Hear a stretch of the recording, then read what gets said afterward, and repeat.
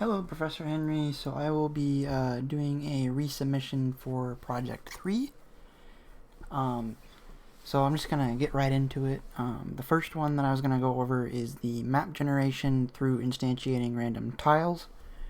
So I do have a map generator here that has the mapgen2 script where I have a grid prefab here where I can set the size of how many prefabs of the rooms I have created. So right now I just have 3 prefabs there where I can store them in here, and when I click play they will be instantiated and created. So as you can see, I have a grid here that is being created based on the grid prefabs. So on my cube room, let's see if I have one created here. Like there's the room with the cubes, the room where it's just an empty room, and then the wall room here that has the walls in it are all showcasing up in a grid 3x3 or 4x4, I guess in this case, which you can set here in the designers. And then the room width and height as well, you can also edit and adjust.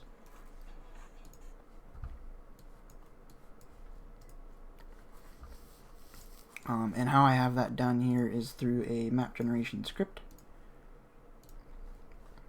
where I have a generate grid functionality here where it's using the random.instate map seed.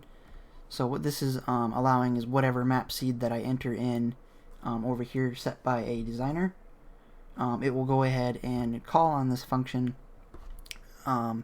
here where it will create the rows and columns, get current rows, get current columns, etc. And then it will instantiate the room based on my grid prefabs here that I have stored through it, and it will set the doors and either true or false if they line up with each other. So that is how it works with the date to int. It will go ahead and create a map based on that too.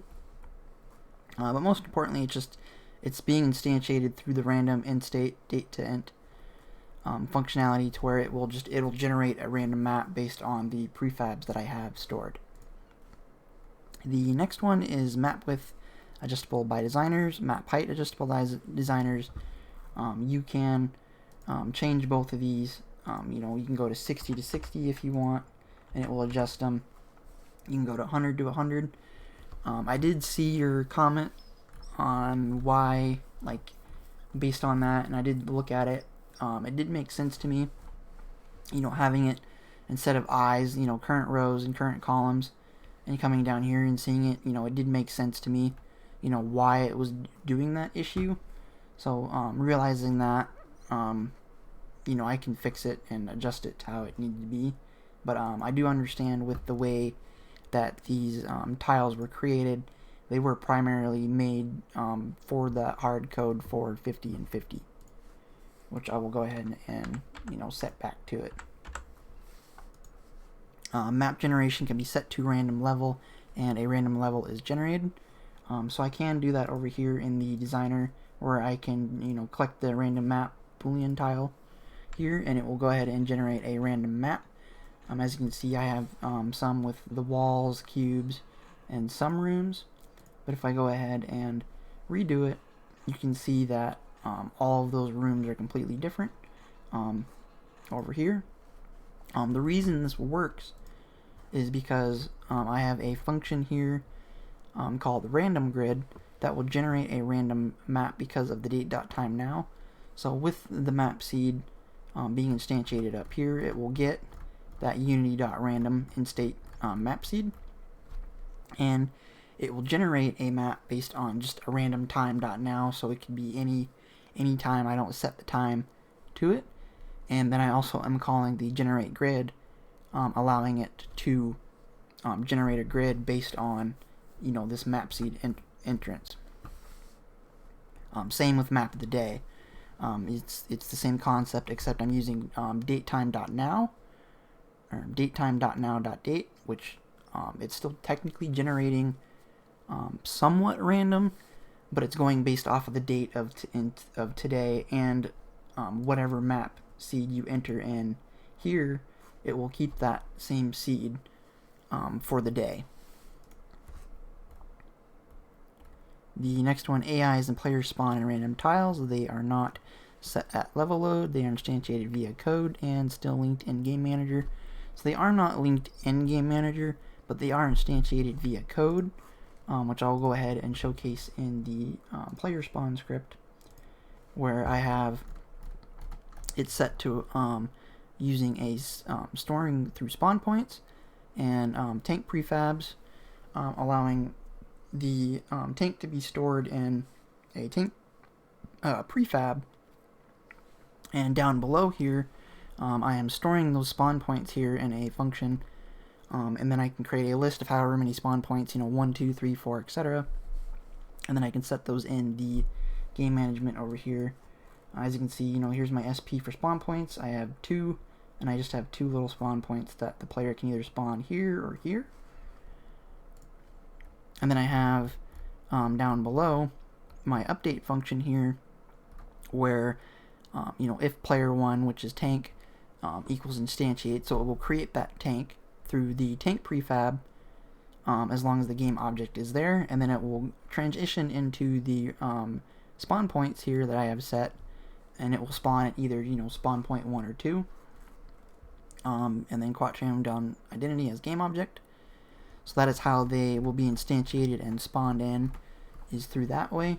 And then how I have that set here is just through the 2 spawn points that I can select in the game world, where I can just place there.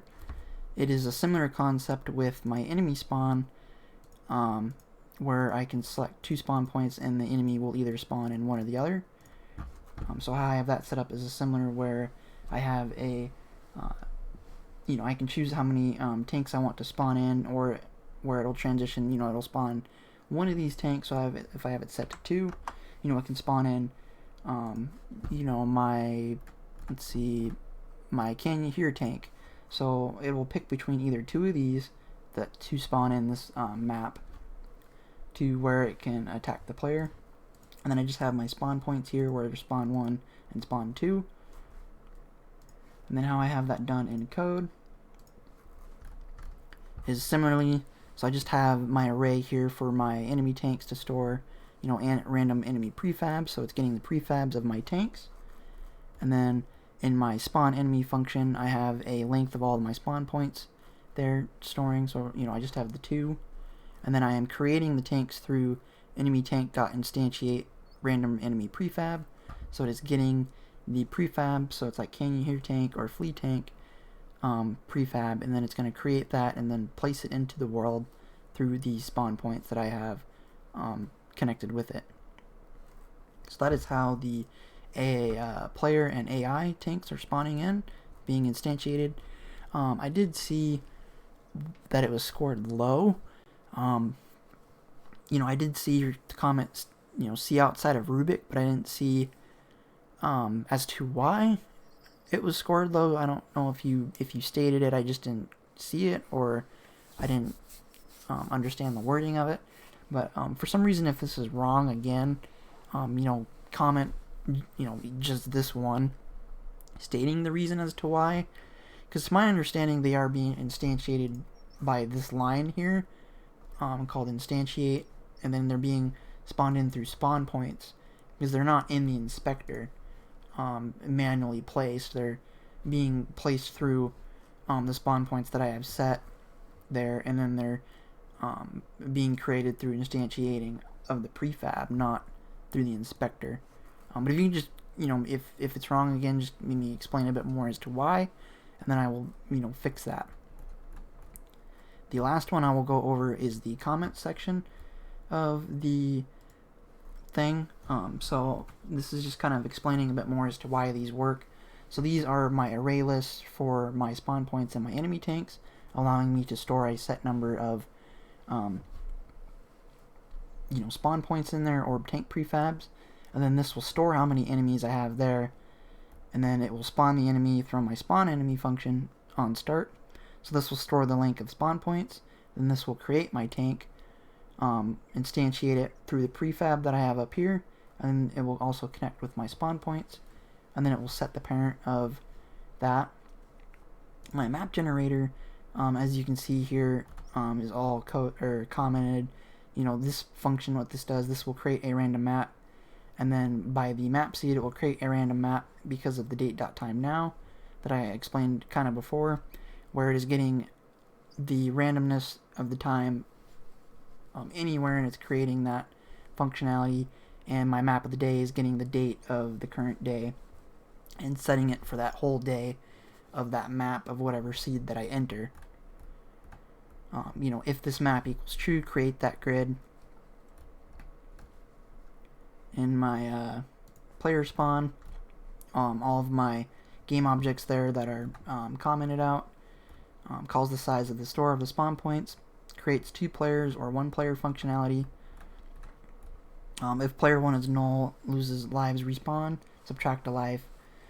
If that player loses a life, you know, create that player at a random spawn point. If that player is at 0 health and is at 0 lives, it will then go into the game over scene, and you can either play the game or you can go to main menu. So that's all I kind of want to showcase for the comments. I can showcase a little bit more here. That all of my code is organized pretty well in the logic for how I understand it, and hopefully for others if they were to look at it.